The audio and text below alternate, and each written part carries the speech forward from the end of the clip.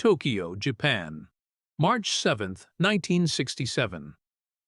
A private dojo on the fourth floor of a building in the Shinjuku district. The air smells of cedar wood, polished oak floors, and decades of sweat absorbed into the walls. Fluorescent lights hum overhead, cold and unforgiving, casting sharp shadows across the training hall. Outside, the city roars and pulses with its neon madness. But inside this room, there is silence. The kind of silence that exists only in places where violence has been practiced every day for 40 years. 43 men stand along the walls of the dojo. Students, masters, journalists, and one American filmmaker who has no business being here. They are not here for a scheduled event. There are no officials, no rules committee, no formal agreement signed in triplicate.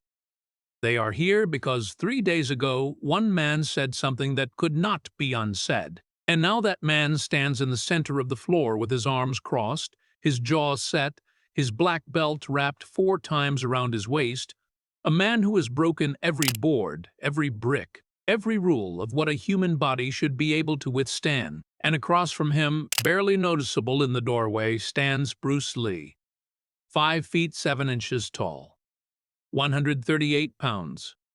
A man who looks like he should not be in this room at all. His name is Hiroshi Tanaka. That is not his real name, because his family still lives in Shinjuku, and they deserve their privacy. But every person in this story knows exactly who he is. Tanaka is 34 years old. He has been training in Shotokan karate since he was 6. 28 years of daily practice. His knuckles are permanently deformed from conditioning strikes against hardwood. He holds the rank of 7th Dan, a level achieved by fewer than 300 people alive on Earth. He has won the All Japan Karate Championship twice. He has represented his country in international demonstrations in London, Paris, and Seoul. He is not simply a karate master. He is a living monument to what karate can do to a human body. 6 feet 1 inch tall, 211 pounds, a neck like a truck axle, hands that break concrete without warm-up. He is the kind of man who makes rooms feel smaller just by entering them. He has never heard of Bruce Lee. Not really. He has heard the name the way you hear a rumor. A Chinese guy in Hollywood making martial arts movies. Demonstrations on American television. Students in the United States talking about something called Jeet Kune Do. Tanaka dismissed it all. He dismissed it the same way a surgeon dismisses a man who learned medicine from books. There is real martial arts, he told his students, and there is performance. Cinema, entertainment for people who do not know the difference. You cannot teach cinema in a real dojo. You cannot make cinema work on a real opponent. And then Bruce Lee walked into his building. It started 4 days earlier. Bruce was in Tokyo for a film meeting, early conversations about what would eventually become his break into international cinema. He was 26 years old. He had been teaching martial arts privately in the United States for years. He had developed his own philosophy, his own system, stripped of what he considered the unnecessary, rebuilt around what he considered essential. Speed, directness, efficiency, the removal of everything decorative. He believed that most traditional martial arts had calcified, that the forms and the ceremonies and the belt systems had become more important than the fighting itself. He never said this quietly. He said it in interviews. He said it in demonstrations. He said it in conversations at parties and training halls and film sets. It was his conviction, not his arrogance. But to men like Tanaka, it sounded exactly like arrogance. Someone introduced them at a dinner on March 4th. A mutual contact, a producer who thought it would be interesting. The conversation started politely enough. 2 martial artists in the same room, the same language of respect and inquiry. But then someone asked Bruce to demonstrate his speed. Bruce obliged. He moved his hand so fast that the producer spilled his drink trying to track it. The table laughed. Everyone was impressed. Except Tanaka. Tanaka watched carefully. said nothing, and then spoke two sentences that changed the next 72 hours. "Speed without power is a circus trick," Tanaka said, "and circus tricks do not work on trained men." Bruce looked at him, held his gaze for 3 full seconds, then smiled. Tanaka mistook the smile for concession. It was not concession. It was invitation. Word moved through the martial arts community of Tokyo the way fire moves through dry grass. Bruce Lee and Tanaka. Private dojo. 3 days. The challenge was not Bruce's idea. Bruce did not issue challenges. He demonstrated and let people draw their own conclusions. But Tanaka went back to his dojo and told his senior students what had happened. He recreated Bruce's demonstration, analyzed it, dismissed it. His students agreed with him. The next morning, through the same mutual contact, Tanaka issued a formal invitation. "Come to my dojo. Show my students what you showed at the dinner table. Let trained men evaluate your speed. Not producers, not filmmakers. Real martial artists." Bruce accepted the same afternoon. No negotiation, no conditions. He sent back one message. "Tell me the time and the address." Now it is March 7th. 7 in the evening. The dojo is packed beyond its comfortable capacity. Men standing shoulder to shoulder along every wall. The 43 witnesses have been selected carefully. Senior students. Visiting masters from Osaka and Kyoto. 2 journalists who agreed not to publish anything without Tanaka's explicit approval. And the American filmmaker who, everyone will later agree, was probably not supposed to be there, but whom nobody had the presence of mind to remove. The floor is empty except for Tanaka and Bruce. They stand 12 feet apart. Neither of them has spoken since Bruce removed his shoes at the entrance and bowed at the threshold. The bow was precise, respectful, perfect. Tanaka noticed this and found it irritating.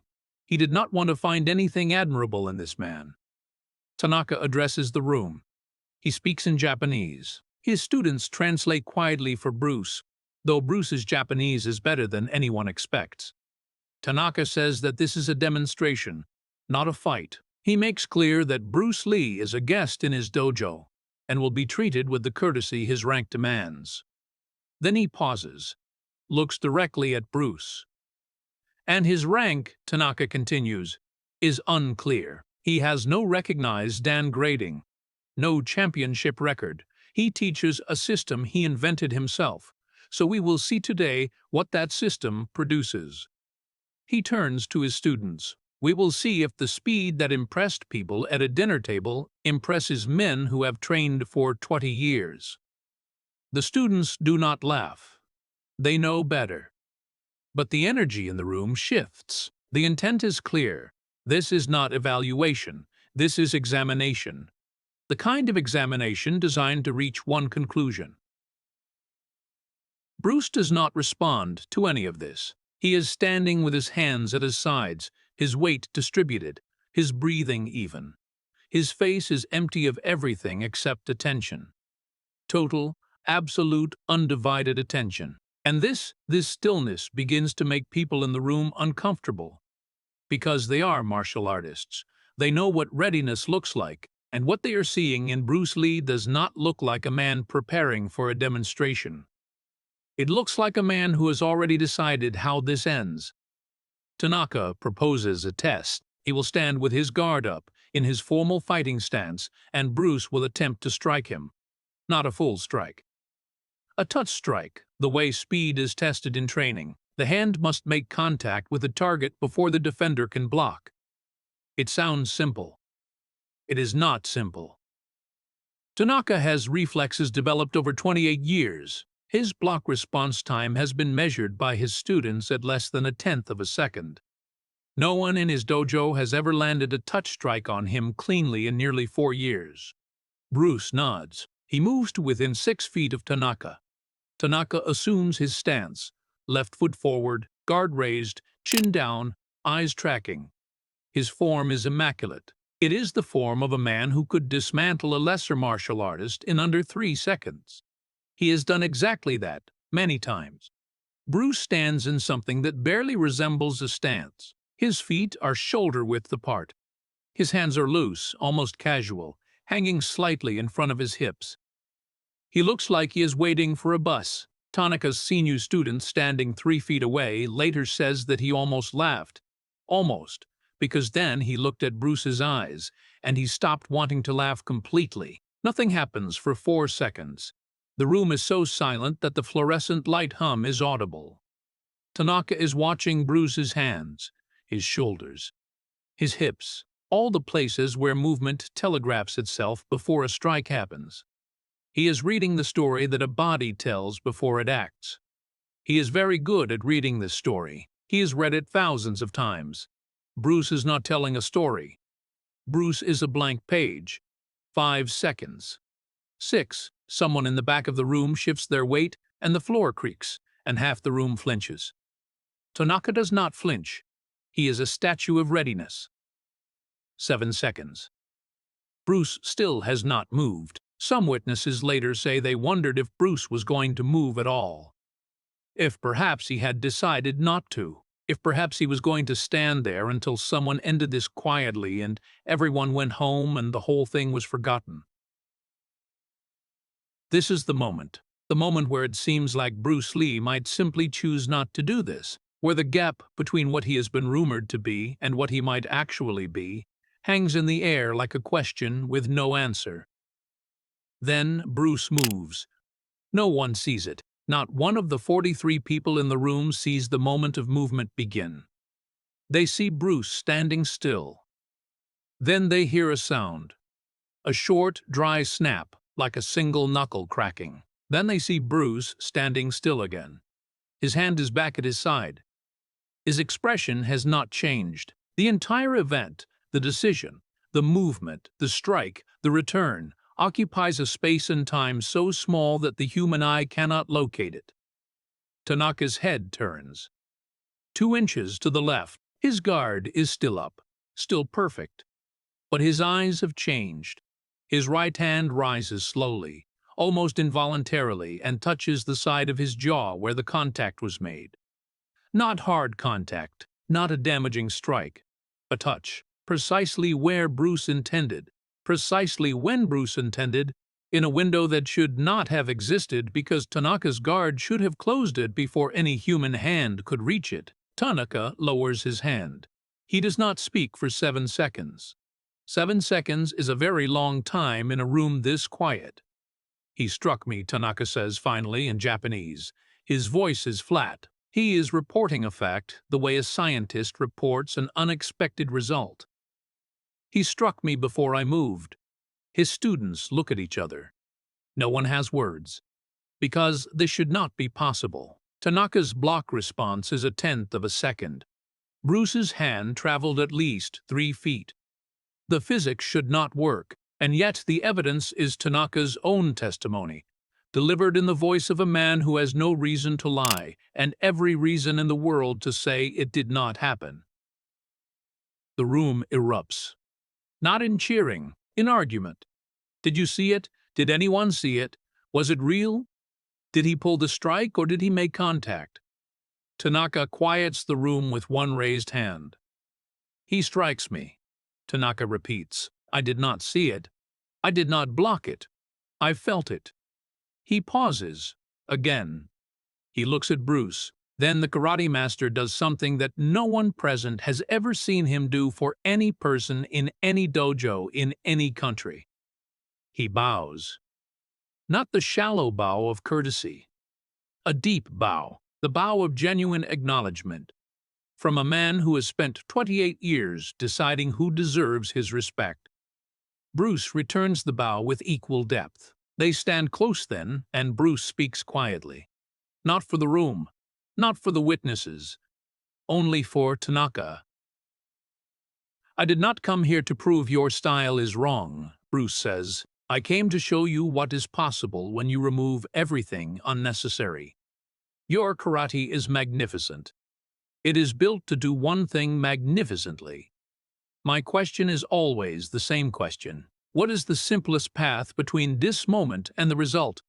Nothing more. Nothing less. Tanaka listens. He is quiet for a long time. Then he says, his voice barely above a whisper, "I have been teaching for 15 years. I have never seen a hand move without a body moving first." Bruce nods. "That is because most people telegraph with their body before their hand decides. I decided with my hand. My body followed after." Tanaka looks at him for a long time. Then, he says the thing that will be repeated in martial arts circles in Tokyo for the next 20 years. "You were not fast. You were early." The journalists honor the agreement.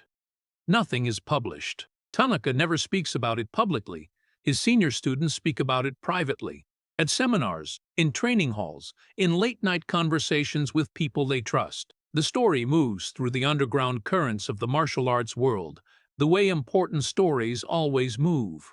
Quietly, carefully, between people who understand what they are being told. The American filmmaker who should not have been there leaves Tokyo 3 days later. Nobody knows what he did with what he saw. The 43 witnesses scatter back to their lives carrying the same question. What exactly did we see? What they saw was not a trick. It was not choreography. It was a man who had spent every waking hour of his life reducing the distance between thought and action to something that conventional speed could not measure. They saw what happens when a human being dedicates himself so completely to a single principle that the principle becomes physical law.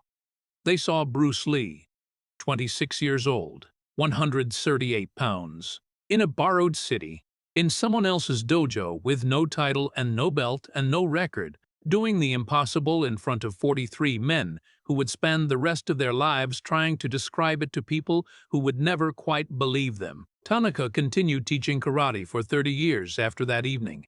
He trained champions. He traveled the world. He earned his 9th dan. And in the last interview he ever gave, 3 years before he died, a young journalist asked him who was the best martial artist he had ever personally encountered. Tanaka was quiet for a moment. Then he said simply, "A man from Hong Kong who came to my dojo once. I tried to block him. I never found where his hand started." Some things cannot be blocked. Some things cannot be explained. Some things can only be witnessed. And if you are lucky, if you are standing in the right room on the right cold evening in Tokyo, you might see something that rewrites everything you thought you knew about the limit of a human being. You might see something that follows you for the rest of your life. You might see 2 seconds that last forever.